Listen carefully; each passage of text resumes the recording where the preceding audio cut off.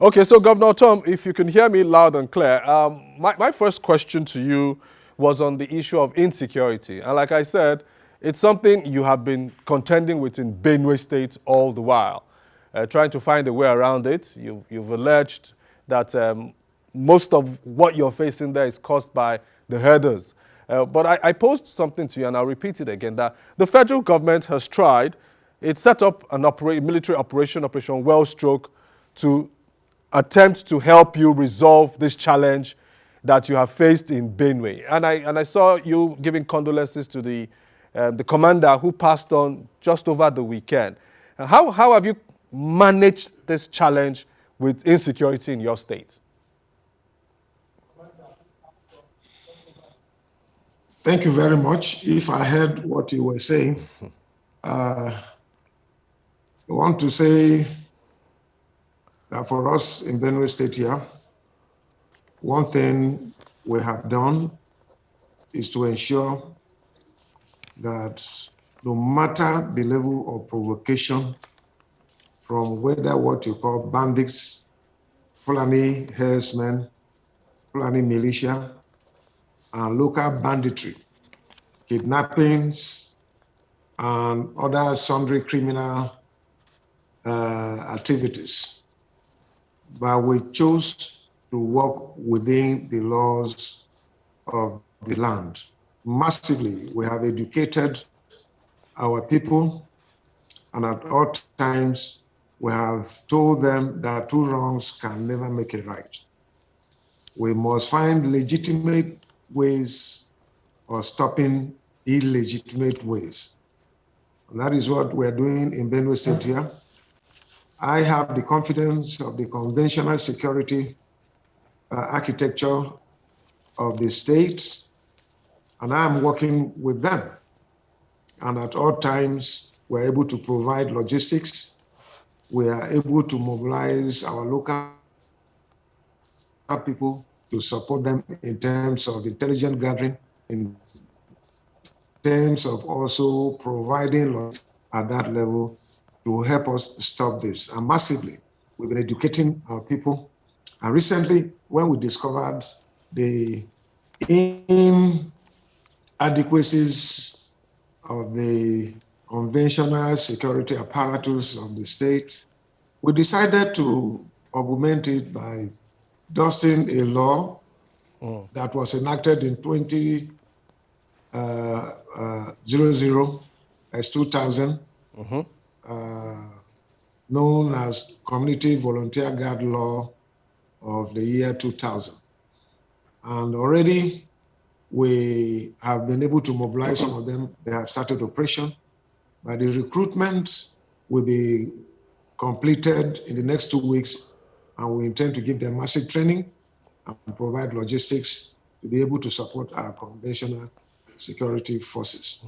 Because as a veteran politician, I'm aware that even when you attempt to do anything outside the laws of the land, the implication is that maybe long after your tenure or long after that problem is solved, and arms are still in the hands of young people or people that were given these arms, they turn it against you or turn it against the people.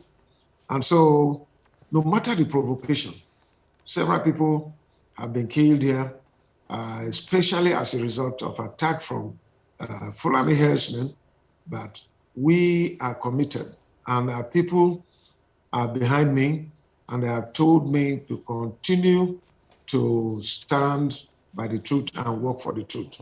And by the grace of God, the security forces of the state are supporting us, and we are supporting them.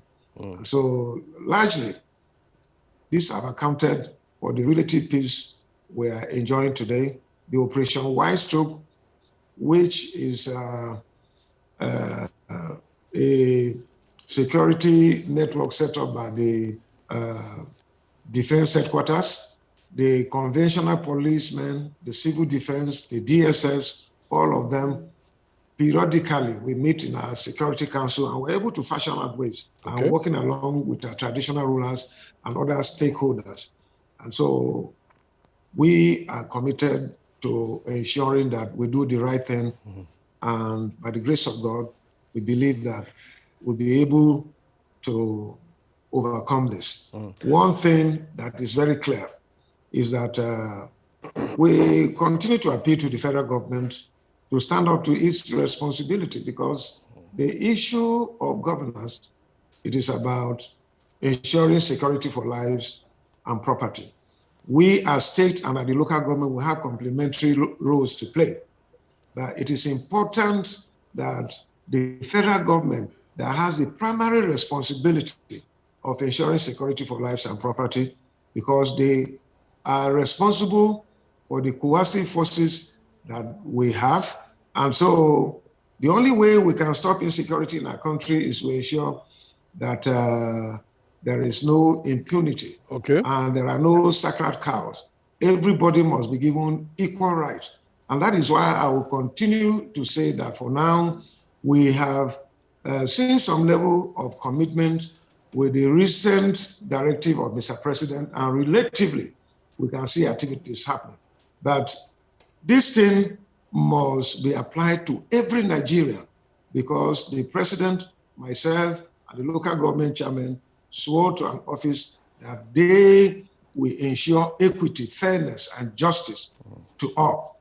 One thing that for us here in Benue State, we are saying the infiltration from these Fulani herdsmen, Fulani militia, who are not even Nigerians, coming from Mali, from Niger, from Senegal, from Mauritania, from all these countries. The Fulanis have decided that they will come and take over Nigeria, and that is what is happening here. As I talk to you, I have more than 1.5 million IDPs now, let me are staying in the sun and rain.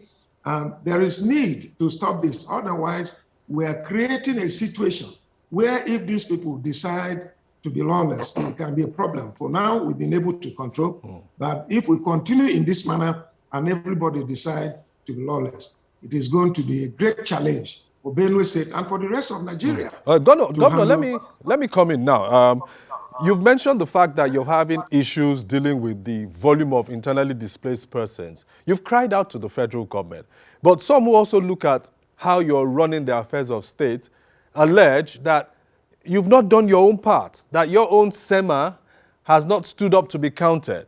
You had an altercation recently with one of your predecessors in office, in fact, the first governor of the state in this Fourth Republic, Senator now, George Akume, who, said so many strong things. You have replied, but how would you convince those who believe that your hands on the affairs of state is not as solid as it ought to be? How would you convince them that indeed you've done what you can do with the resources available to you and with the political connections that you have? We have done what's needed to be done within the available resources of the state. You know that when I came in 2015, I inherited over 70 billion arrears of salaries, pension, and gratuity, which we've been trying to offset. And from 2018 to date, we've been able to steadily pay our salaries. What we have is arrears of what we inherited, which the so-called minister also contributed while he was serving in office. All that he said about me and my government was just to protect his meal ticket. That is the way I know it happened here. Because he knew he cannot come here in Benue State and voice out all those things he said during the press conference. I have taken him to court to defend those issues so that the whole world will know and appreciate where we are. I am here with the people, with the IDPs. We have been able to reach out to them. We have our state internal emergency relief agency, but that alone will not be of help. We have gotten help from several states, from Rivers, from Akwa Ibom, from Taraba State, and other faith-based organizations and spirited individuals who have come in to help our IDPs. But really, we are overwhelmed with the kind of IDPs we have. We have 23 local governments. And as I talk to you, 18 of these local governments have been deserted because of the activities of these killer herdsmen and Fulani militia. And so it's amazing for somebody who have not even cared to even visit any of the IDPs. I tell you, after he made that press conference and was condemned by Nigerians and even Benue people, when he was coming here, he had to get protection with armored cars. He's a minister of the Federal Republic. Of course, but why do you need to come here? I was a minister too. I was a minister. Did I come here with armored cars? What do you need to visit your own state if you know that you're doing the right thing? What do you need to come with armored cars when your people have been chased away by Fulani herdsmen in the village and are staying in IDP camps? You have not cared to visit them, and you come here and frighten them and intimidate them with armored cars and security personnel and seize several streets that nobody replied because of the fear that you'll be attacked. And we're not prepared for that kind of a thing. For me, as governor, when I saw that some of those issues that were laborious, I've taken him to court. Okay. He'll go and defend it there. All those things he has, he will have to go and defend. And himself, I have decided to take on him on certain things that he committed that has created more problems here in Benue State. For us, there is no record anywhere that we have done any form of maladministration that have led to what is happening. All that we're saying is that let us defend. I have been talking about the federal government, advising them on what I think they should do that will solve this problem. But each time I say something, he say that the presidency is coming to insult me, or paying people like the minister and other group of people doing press conferences, insulting me and saying all that, instead of addressing those issues that have been raised. There is great injustice in this country today. If you talk about nepotism, you can imagine the kind of appointments that are given. How will people be happy? All this agitation we're having all over the state. If Benue State had wanted, if we had allowed it, by now day two, we'll be talking about agitation. But we keep pleading with them. All these things that are happening, why are they not declaring Fulani herdsmen that have been terrorizing us as terrorists? The president's presentation in UN, his speech at the 61st independence, did he address the issues of Fulani herdsmen that have killed more people than IPOD and killed more people than Igboho? You see, these are the issues that we're talking about. Let the federal government come out and address these matters. And if we are called to a roundtable, we can discuss this thing and find ways of how we can resolve this thing amicably so that everybody will live. For now, I keep saying that Nigeria is on life support. Maybe the president is not aware.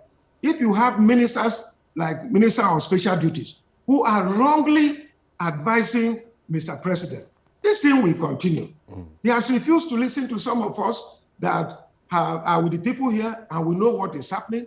But if you allow people who are just looking for what they will eat and drink and so on, we'll continue to have this problem. Okay. So for me, it is not about he issuing out a press conference to try to protect his job as minister.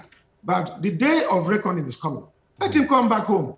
No wonder he lost election. He contested election and lost as senator. Okay, well. He's a gubernatorial candidate in his party lost, and he is paying with that. So he had decided to sell himself out and try to destroy what we are doing here. He's a minister.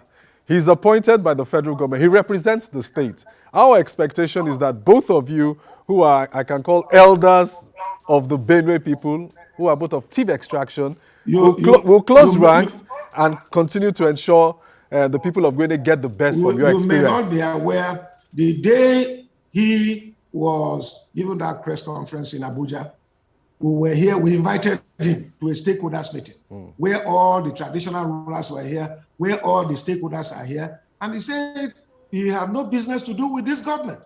What do you want us to do? So he's not representing us. He's representing himself.